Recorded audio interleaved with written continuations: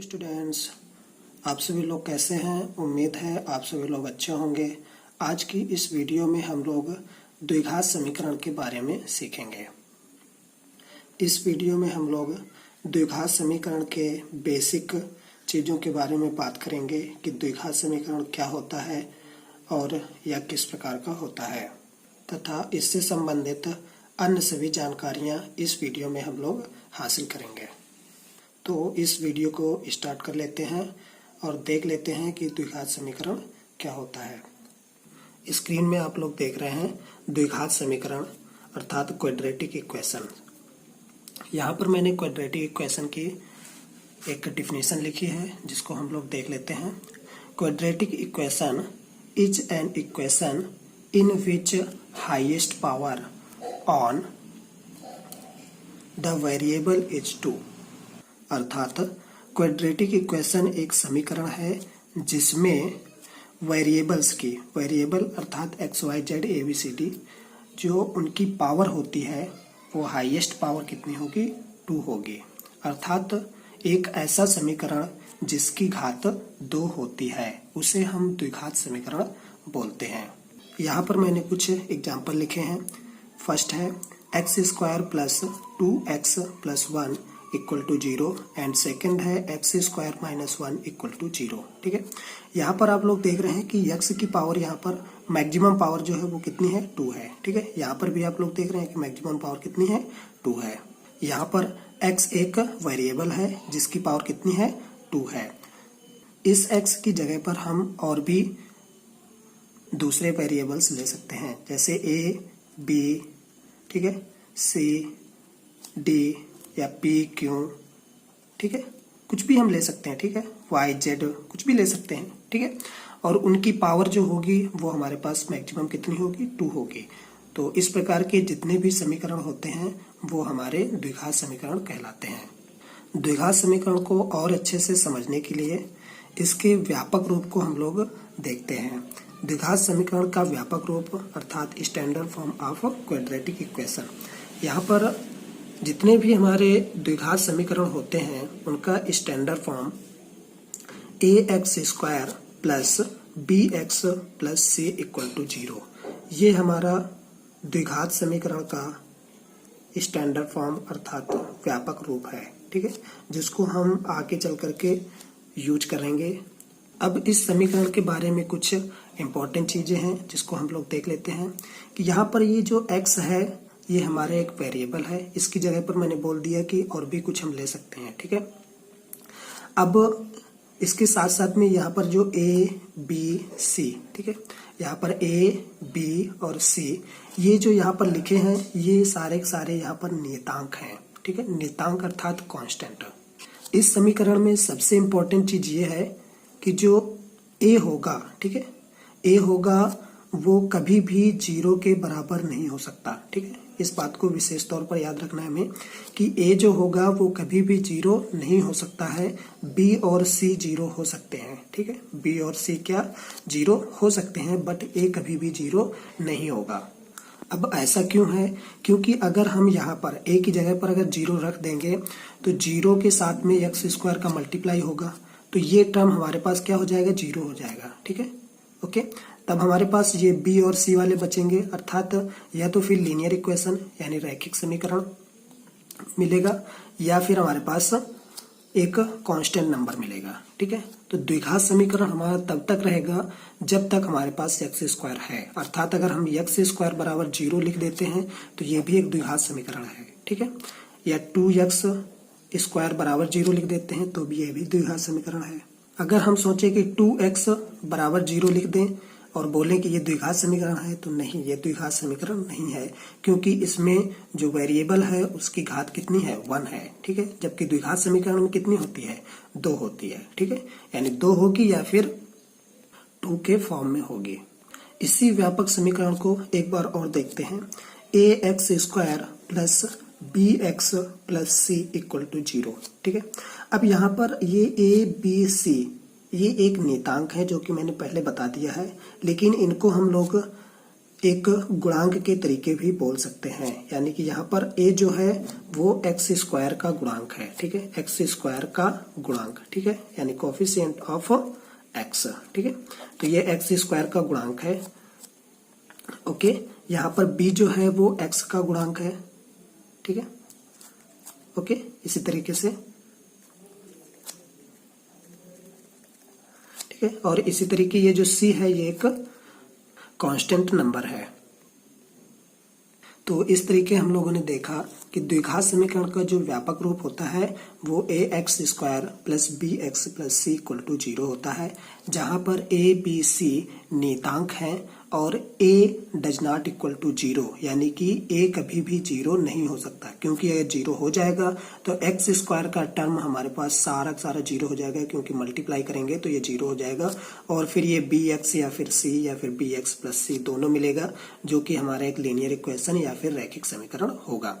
तो ये द्विघात समीकरण तब तक कहा जाएगा जब तक हमारे पास a does not equal to 0 है, अर्थात एक्स स्क्वायर का टर्म मिलता है। अब यहाँ पर आप लोग देख रहे हैं कि a बराबर एक्स स्क्वायर का गुणांक, यानी कि a क्या है, एक्स स्क्वायर का गुणांक है। गुणांक मतलब गुणा में, ठीक है, यानी कि a एक्स स्क्वायर के गुणा में है, यानी कि मल्टीप्लाई में है, ठीक है, यानी कि a मल्टीप्लाई एक्स स्क्वायर ऐसे भी लिख सकते हैं। इसी को हम लोग बोलेंगे ए एक्स स्क्वायर, ठीक है।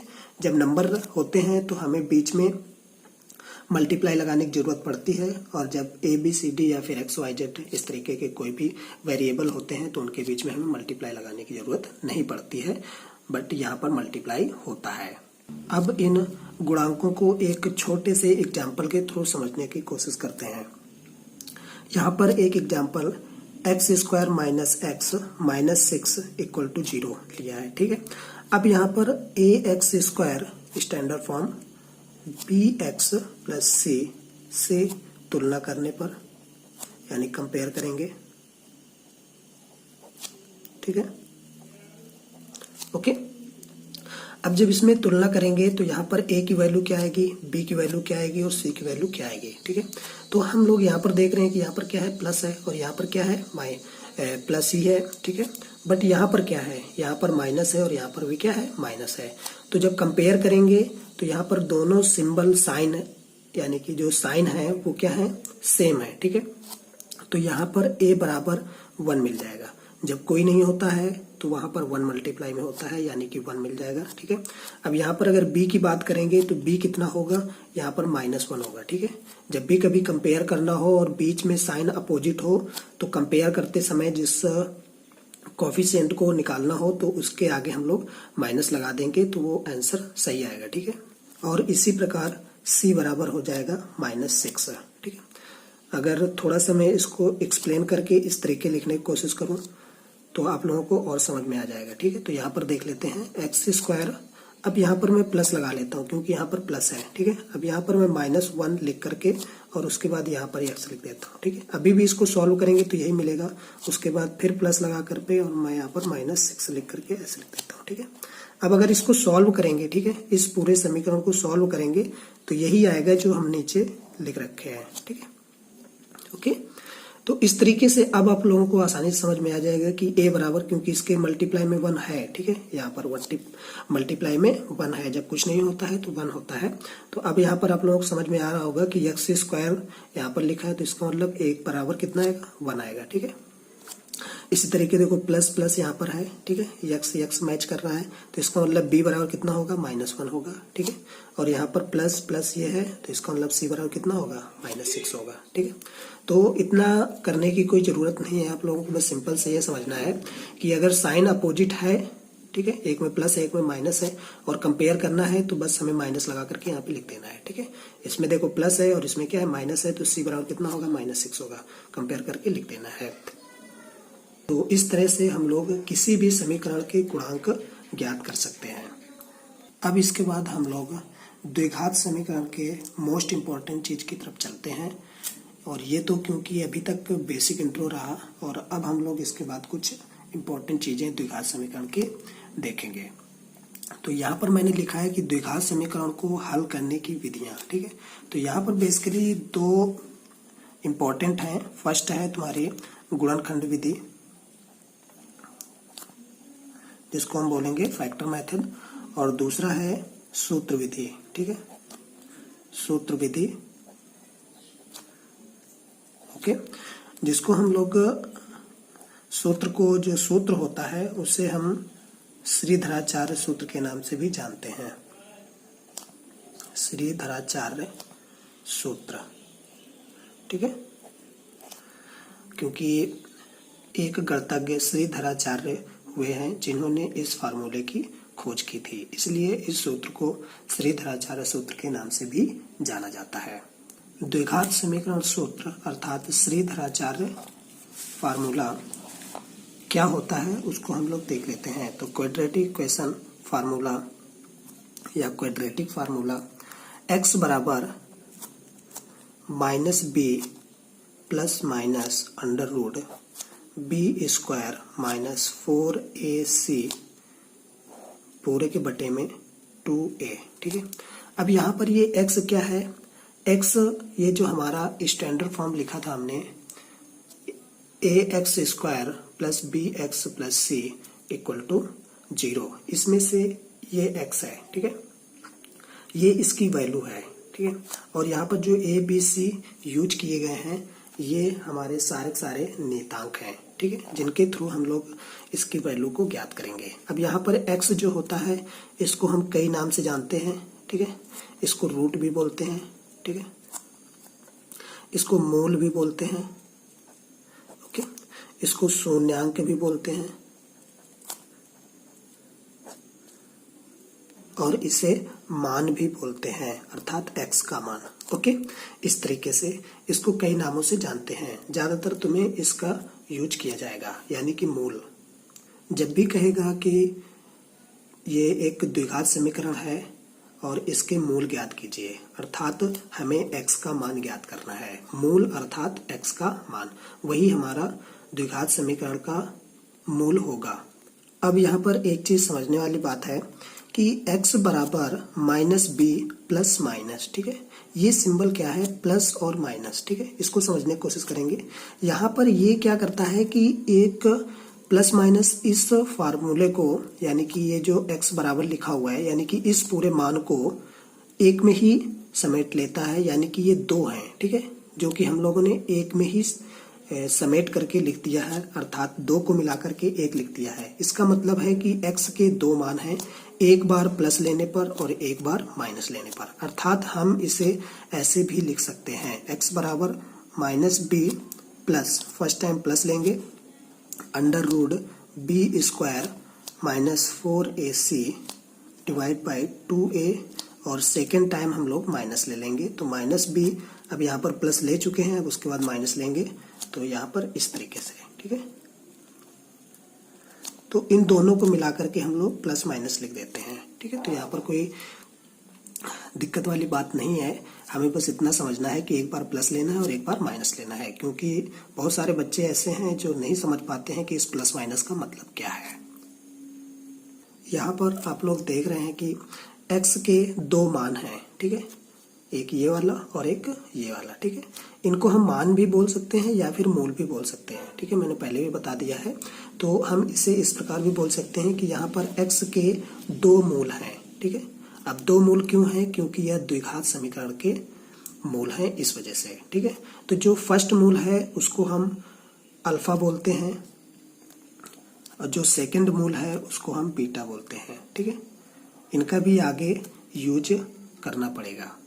अर्थात अल्फा और बीटा क्या है, अल्फा और बीटा द्विघात समीकरण के मूल हैं। ठीक है, जहां अल्फा बराबर ये होता है, ठीक है, और बीटा बराबर ये होता है। ठीक है, हम अल्फा और बीटा, अब यहाँ पर हम लोग बात करें कि अल्फा और बीटा हैं क्या, तो सही मायने पूछो तो ये केवल x के मान हैं। ठीक है, जिनको हम एक नए तरीके से रिप्रेजेंट कर रहे हैं।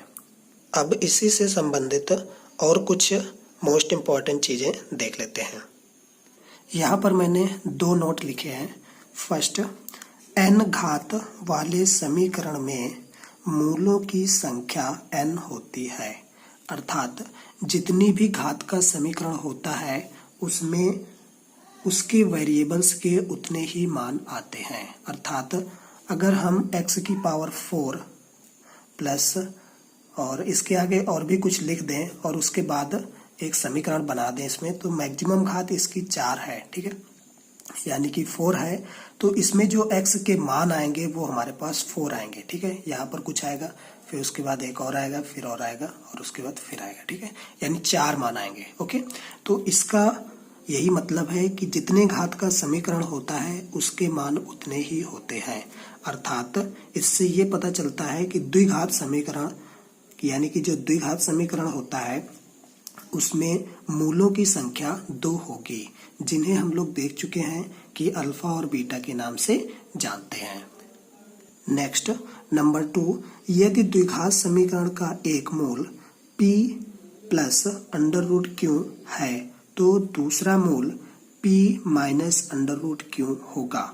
इसी बात को हम ऐसे भी बोल सकते हैं कि अगर ये वाला मूल यहाँ पर है तो ये वाला यहाँ पर होगा, ठीक है। कैसे कि यानी द्विघात समीकरण का एक मूल p minus under root Q है तो दूसरा मूल p plus under root Q होगा, ठीक है।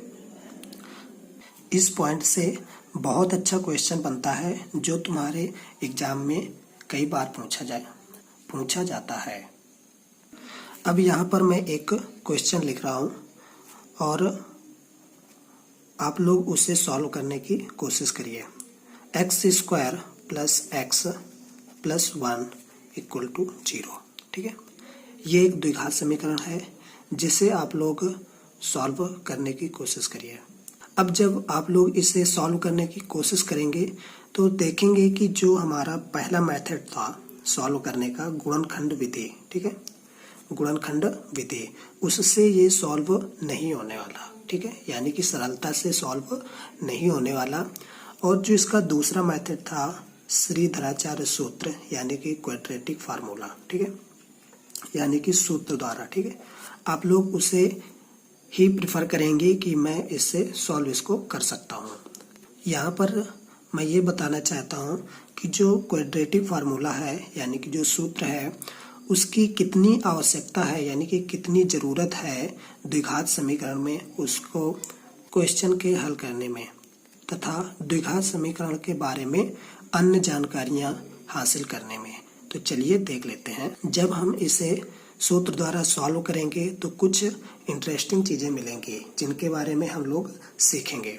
तो यहाँ पर क्वाड्रेटिक फार्मूला लिख लेते हैं, यानी सूत्र x बराबर minus P plus minus under root P square minus 4ac divide by 2, ठीक है, 2a। ओके, अब यहाँ पर हमें a b c की वैल्यू पता करनी पड़ेगी, जो कि हम ऊपर से लिख लेते हैं, यानी कि बोलेंगे ax square plus bx plus c बराबर 0 से तुलना करने पर, ठीक है, ओके,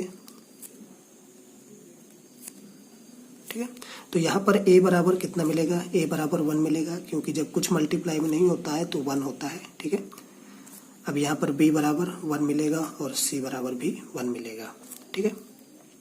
अब इन वैल्यू को यहाँ पर पुट करते हैं तो -1 b की जगह पर रख देंगे, plus minus under root b square, यानी कि 1 का स्क्वायर माइनस 4ac, a की वैल्यू 1 है और c की वैल्यू भी 1 है, ठीक है।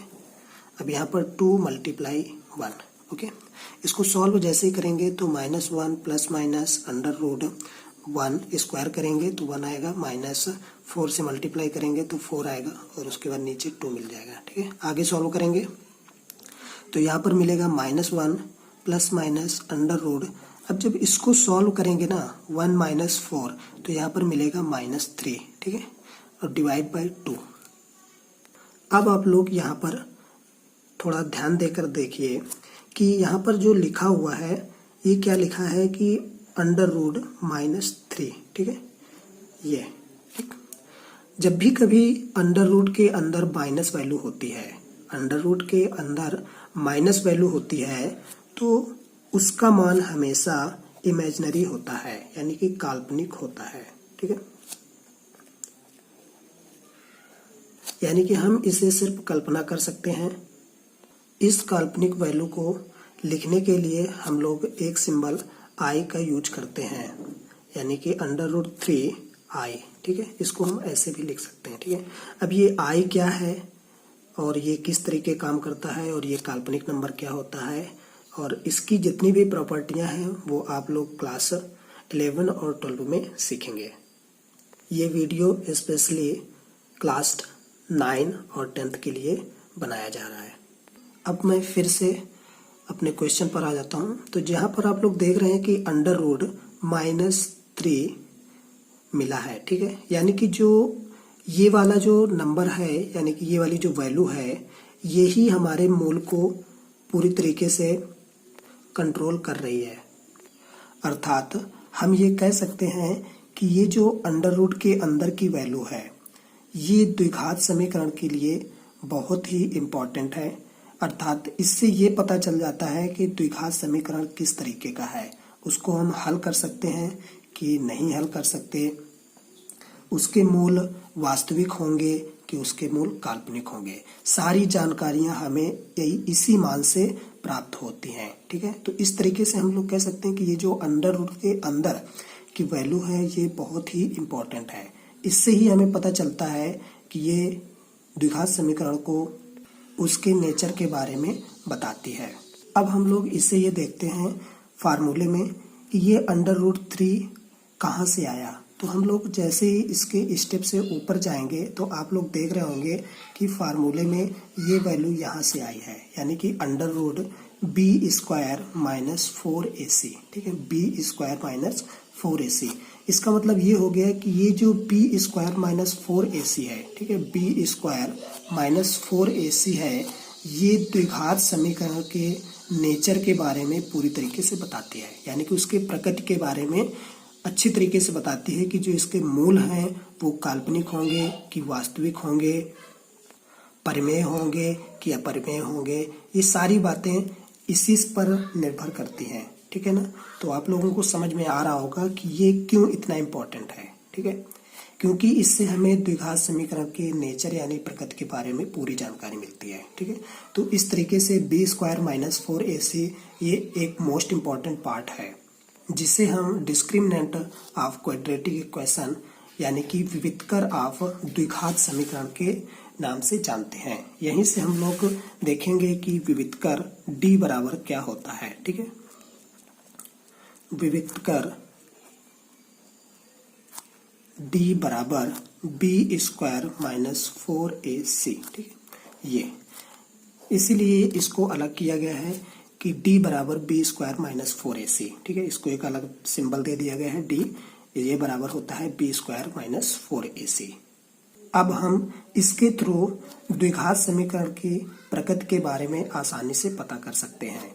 यानी कि अब हमें द्विघात समीकरण को सॉल्व करने की जरूरत नहीं है कि उसके मूल कैसे होंगे, वास्तविक होंगे, काल्पनिक होंगे, परिमेय होंगे, अपरिमेय होंगे या फिर किस तरीके के होंगे, ठीक है। वो सारी जानकारी हम लोग इसी विविधकर के माध्यम से ज्ञात कर सकते हैं। इससे संबंधित डायरेक्ट क्वेश्चन भी बनते हैं, ठीक है। जैसे कोई भी एक द्विघात समीकरण दे दिया जाएगा, ठीक है। जैसे मान लो 2x² + 5x + 7, कुछ भी लिख लो, ठीक है।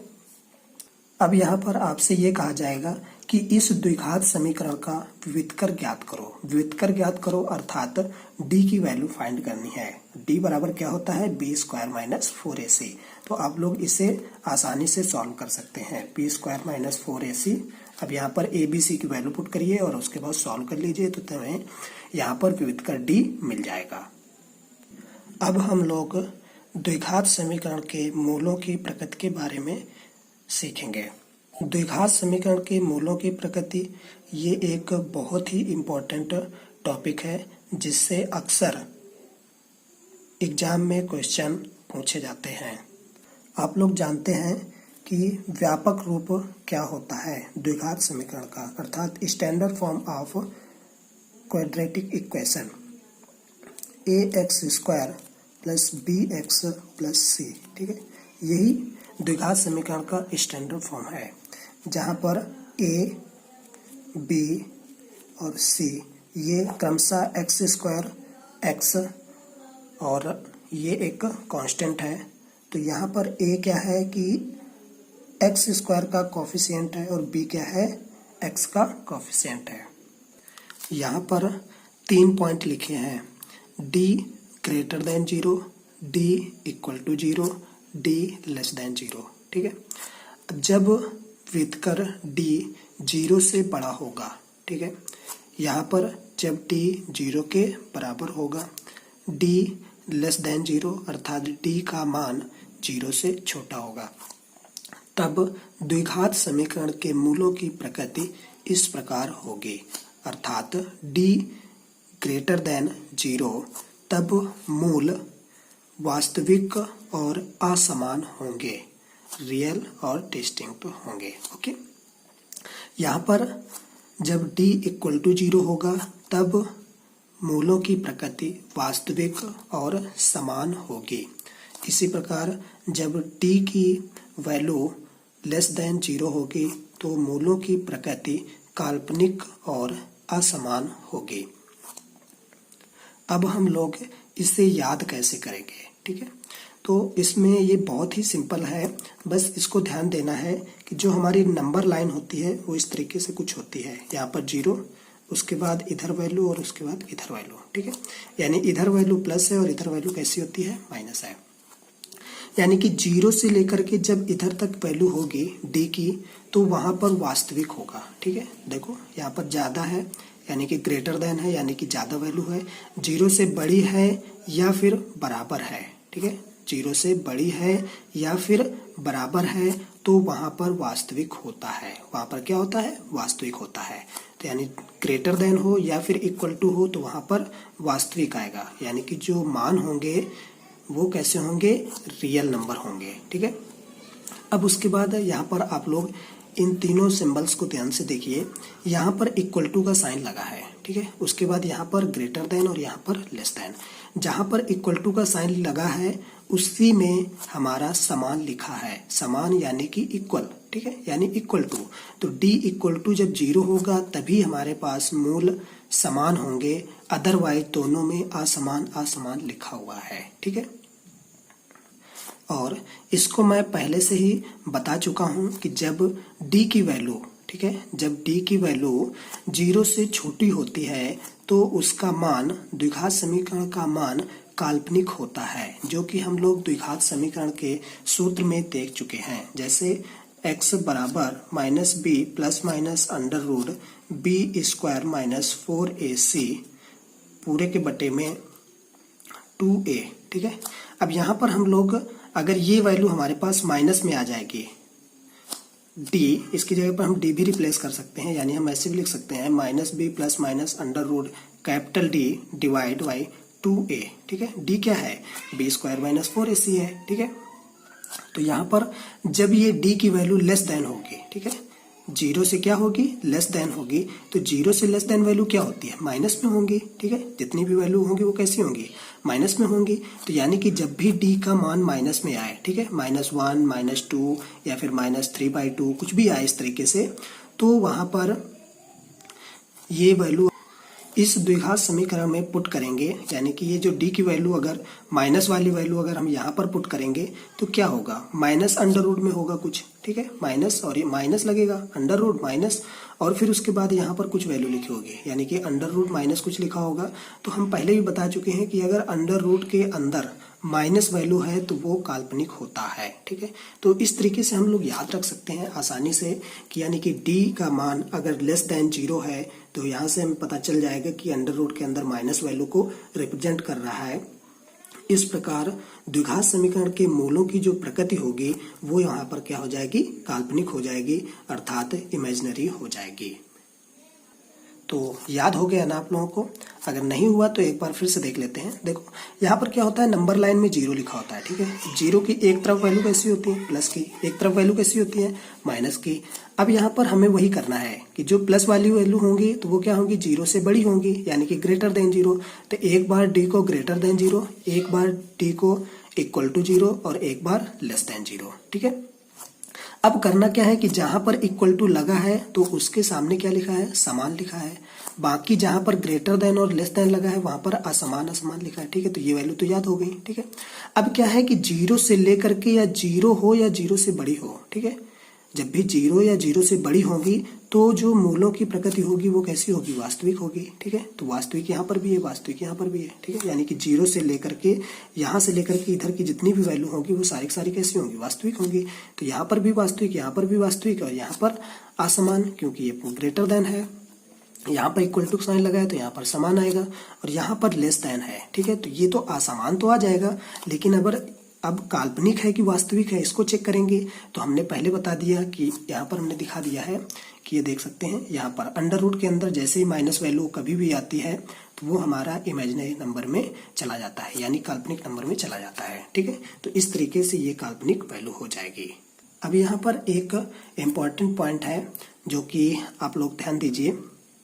नोट डी यानी विविधकर का मान एक पूर्ण वर्ग संख्या है या संख्या हो। ठीक है, संख्या हो तो मूल परिमेय होंगे। ठीक है, परिमेय यानी कि रेशनल नंबर होंगे, अन्यथा अपरिमेय होंगे। अपरिमेय अर्थात इर्रेशनल नंबर। ठीक है, इस बात को और अच्छे से समझ लेते हैं। यानी कि अगर हम सॉल्व कर रहे हैं, ठीक है, और उसमें से डी की वैल्यू पूर्ण वर्ग नंबर आ जाए। अब पूर्ण वर्ग नंबर क्या होता है, यानी पूर्ण वर्ग संख्या क्या होता है, कंप्लीट स्क्वायर। कंप्लीट स्क्वायर जैसे 1 है, और 2 का स्क्वायर करेंगे 4, 3 का स्क्वायर करेंगे 9, 4 का स्क्वायर करेंगे 16। इसी तरीके से जितने भी ये नंबर अगर होते हैं, ठीक है, तो वहां पर क्या होगा कि अगर ये इस तरीके से कोई भी नंबर आ जाता है तो हमारे जो मूलों की प्रकृति होगी तो उसमें से वो क्या होंगे, परिमेय होंगे। ठीक है, और अगर यहाँ पर कोई दूसरा नंबर आ जाता है, ठीक है, यहाँ पर कोई दूसरा नंबर आ जाता है, यानी कि पूर्ण नंबर ना हो करके, यानी पूर्ण संख्या ना हो करके, तो वहां पर हमारे क्या होंगे कि ये अपरिमेय होंगे। ठीक है, तो बस इसको यहीं पर एक पॉइंट और ऐड कर लेना है। तो इससे एक एग्जाम्पल के थ्रू समझ लेते हैं। जैसे सपोज कर लो कि किसी द्विघात समीकरण को हमने सॉल्व किया और उसका विविधकर d बराबर 16 आ गया। ठीक है, d बराबर 16 आ गया। ओके, अब यहाँ पर हम इसके मूलों की प्रकृति किस तरह से लिखेंगे उसको देखते हैं। तो यहाँ पर 16 क्या है, 16 यानी कि d, ये क्या है कि 0 से क्या है, बड़ा है। ओके, 16 क्या है यहाँ पर, बड़ा है, यानी कि d यहाँ पर क्या है, बड़ा है। ओके, 16 इक्वल टू कितना है, d के है, यानी कि d बराबर कितना है, 16 के है। तो 16 0 से बड़ा है, इसका मतलब क्या है कि d भी क्या है, 0 से बड़ा है। तो यहाँ पर हम मूलों की प्रकृति कैसे लिखेंगे, यहाँ पर आप लोग देख रहे हैं, ठीक है, कि जब बड़ा होता है तो क्या होता है कि वास्तविक और क्या होता है, असमान होता है। ठीक है, तो यहाँ पर मूलों की प्रकृति हो गई वास्तविक कामा असमान। ठीक है, अब यहाँ पर एक चीज और देखना है हमें कि इस कंडीशन में, ठीक है, इस कंडीशन में हमें देखना है कि d का मान एक पूर्ण वर्ग संख्या है कि नहीं है। तो यहाँ पर हम लोग देख रहे हैं कि d का मान क्या है, 16 है, जो कि एक पूर्ण वर्ग संख्या है, जो कि क्या होता है, 4 का स्क्वायर होता है। ठीक है, 4 का स्क्वायर। ओके, तो इसका मतलब क्या हो गया कि यहाँ पर हम लोग एक और वर्ड जोड़ेंगे जो कि क्या है, परिमेय। ठीक है, तो यहाँ पर ये इसकी प्रकृति हो गई, मूलों की प्रकृति हम लोग इस तरीके से लिखेंगे। ठीक, यानी कि कोई एक द्विघात समीकरण है जिसका हमने विविधकर ज्ञात किया, तो विविधकर d बराबर 16 आया, तो उसके मूलों की प्रकृति हम लोग इस तरह से लिखेंगे। अब यहाँ पर मैं एक चीज बताना चाहता हूँ कि जो परिमेय और अपरिमेय की कंडीशन है, ठीक है, परिमेय और अपरिमेय की कंडीशन है, तो ये क्या है कि पूर्ण वर्ग संख्या पर डिपेंड कर रही है। ठीक है, पूर्ण वर्ग संख्या पर क्या कर रही है, डिपेंड कर रही है, यानी कि 1, 4, ओके, और उसके बाद 9, 16 एंड इसी तरीके से। ठीक है, जो भी हैं वो इस तरीके से इनसे डिपेंड कर रहे हैं। तो ये सारी की सारी संख्याएं क्या हैं कि 0 से बड़ी हैं, 0 से क्या है, बड़ी हैं। इस तरीके से यहाँ पर 0 से क्या है, बड़ी हैं। ठीक, तो ये सारी संख्याएं क्या हैं, 0 से बड़ी हैं। तो इसका मतलब ये परिमेय और अपरिमेय की कंडीशन केवल हमें तभी चेक करना है जब हमारा कंडीशन नंबर फर्स्ट अप्लाई हो रही हो। ठीक है, यानी कि विविधकर d 0 से क्या हो, बड़ा हो, 0 से क्या हो, बड़ा हो, तभी हमें इस चीज को ध्यान देना है, इस नोट पॉइंट को हमें ध्यान देना है। ठीक है, अगर डी का मान 0 से बड़ा है तो हमें एक चीज और ध्यान देना पड़ेगा कि कहीं वो उसके जो संख्या है, मान है, जो डी का मान आया है वो कहीं पूर्ण वर्ग संख्या तो नहीं है। अगर पूर्ण वर्ग संख्या है तो उसके लिए परिमेय वर्ड यूज करेंगे, अगर नहीं है तो उसके लिए हम किसका यूज करेंगे, अपरिमेय का यूज करेंगे। तो इस प्रकार आप लोगों ने इस वीडियो में द्विघात समीकरण के बारे में सीखा और मूलों की प्रकृति के बारे में सीखा। ठीक है, तो इससे संबंधित कोई भी डाउट हो तो इस वीडियो के कमेंट सेक्शन में कमेंट्स करें, और इससे रिलेटेड कुछ नोट्स हैं फार्मूले के जो मैं इस वीडियो के डिस्क्रिप्शन में प्रोवाइड करा दूंगा, वहां से जा कर के आप उन्हें डाउनलोड कर सकते हैं जो तुम्हारी पढ़ाई में बहुत काम आएंगे। So thank you for watching and have a nice day.